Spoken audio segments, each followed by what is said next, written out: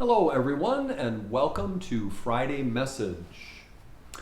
This Sunday, we are going to be celebrating the feast of the Epiphany.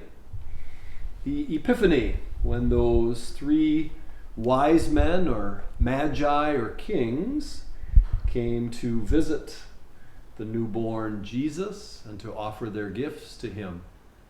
Epiphany is technically celebrated on January 6th. It is the end of the Christmas season, and it's celebrated on January 6th, but we have the option to move it to the nearest Sunday, and so we are moving it this year to the following Sunday and celebrating Epiphany this weekend. And I love these lines from the Epiphany Gospel. This is from the Gospel of Matthew in the 2nd chapter.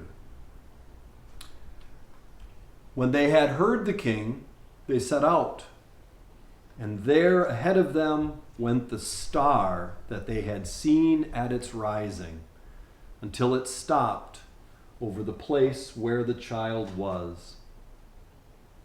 When they saw that the star had stopped, they were overwhelmed with joy. On entering the house, they saw the child with Mary his mother, and they knelt down and paid him homage. Then, opening their treasure chests, they offered him gifts of gold, frankincense, and myrrh. And having been warned in a dream not to return to Herod, they left for their own country by another road. I love that the wise men followed a star to visit the newborn king and to offer him their gifts. They simply came to pay him homage. They weren't looking for anything. They simply came to pay homage. How many times in Jesus' life people will come to him looking for something? People will come to have Jesus settle some dispute that they have, or looking for healing, or they'll come because they're hungry and want to be fed, or they'll come because they want forgiveness. People will kind of relentlessly be seeking Jesus out, looking for something. But in those first moments of his life, in those first moments, these three came simply to give him something and to pay him homage. And what a wonderful reminder that is for us as we seek to offer God our thanks, our praise, our worship. Not always asking for something, not always looking for something, but knowing that we have something to offer God. We can offer our thanks. We can offer our praise. We're going to do something kind of fun this weekend at the services. When you come, you are going to receive an envelope, and that envelope is going to have in it a star word. That just as those three wise men, those three kings, followed a star in order to find Jesus, you're going to be given a word that is unique to you. Everyone is going to get a different word. It's your star word. And you're going to use this word over the course of the coming year.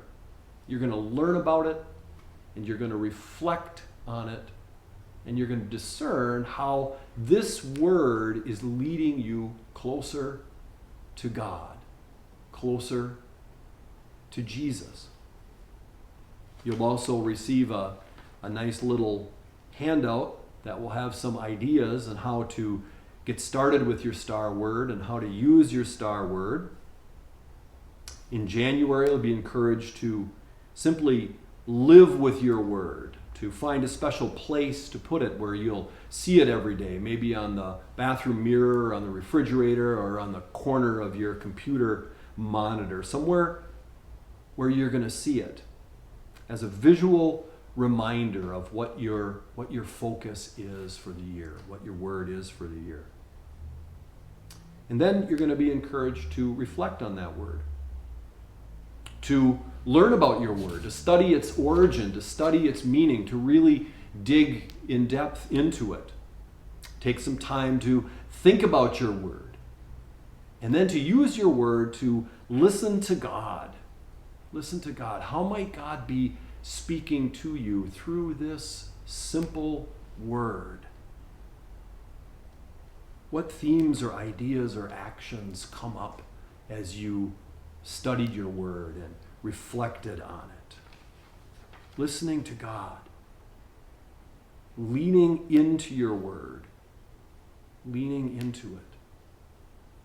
Really allowing God to lead and to guide you through that single word, through that simple word, the way that God led those wise men by that star to find Jesus, so you will have a star word that you can use to come closer to Jesus in your life. So as I say, folks who come this weekend will receive one. If you would like to get a star word, if you're not going to be here and you'd like to receive a star word and a little pamphlet on how to use your word, please let us know. And we are happy to send them along to you. To follow the leading of a star, to follow the leading of that word to bring you closer to Jesus. The way that those wise men came closer to Jesus by following a star. Few things that are happening that I want you to know about. Hopefully you saw the email on Thursday that I sent out regarding the recent surge in the pandemic. Of course, we're going to mask wearing being mandatory indoors here at St. Michael's. A few other changes in the January calendar.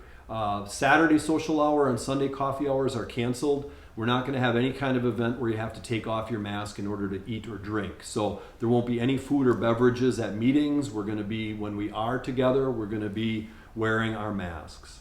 We will be having Sunday forums in the month of January and into February. We have a marvelous flyer put together with the whole lineup. This Sunday, January 9th, a representative from the Coalition of Immokalee Workers will be here to talk about their group and what they're involved with the Immokalee workers. Next Sunday, January 16th, Melissa Rice will be here from Community Housing Resources here on Sanibel. And on January 23rd, Sherry Blint from Common Hope for Guatemala will be here. So those are just the first three of our Sunday Forum speakers. We're also having speakers on January 30th, February 6th, February 13th, and February 27th. I'll have more details about these in my part of the Friday brief, and you can pick up one of these flyers and find out more about each of those organizations and those people that will be speaking. Sunday forums beginning this Sunday. Monday, the ECW gathering will not have the lunch, no lunch on Monday, but there will be the forum at 1 o'clock on Monday. Peter Blaze Corcoran is going to do a marvelous, marvelous presentation on Frances Perkins. You are not going to want to miss this. Peter Blaze is really a scholar of Frances Perkins and delights in sharing a little bit about her life and story. And Monday at 1 o'clock for the ECW Forum, you are more than welcome. You don't have to be a church woman to come to the ECW Forum. Everybody's invited, men included. It will also be Zoomed on Monday, so you can tune in that way. You're not going to want to miss the ECW Forum with Peter Blaze on Frances Perkins.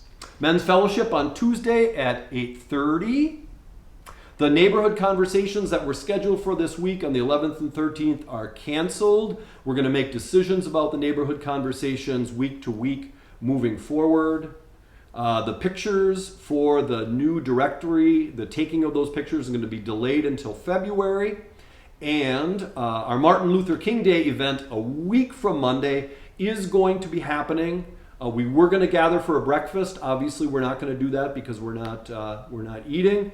But there will be a link for the MLK program through the National Cathedral, I believe it is. That link will be sent out next Friday, so you can view that on Monday morning. And then we're going to have 2 service projects available at 10 o'clock on Monday morning. You'll find out more about those things for MLK Day on next Friday in next Friday's brief. Be safe and well, and God bless you.